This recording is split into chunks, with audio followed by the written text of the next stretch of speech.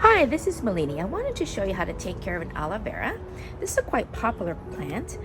It has medicinal benefits and properties, and people like to collect this not only for medicinal purposes, but also it's a quite pretty plant with pretty green and lush leaves.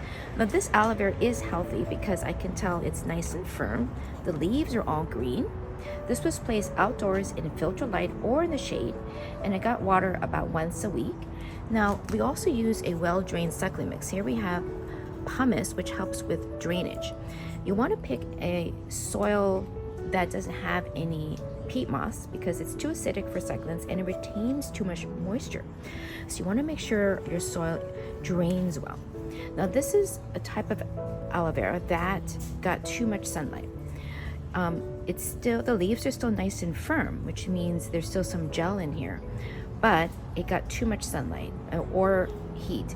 So this would cause it to get all this kind of yellowish brown, but you still see some green left. So it's still a healthy aloe vera, it just got too much sunlight.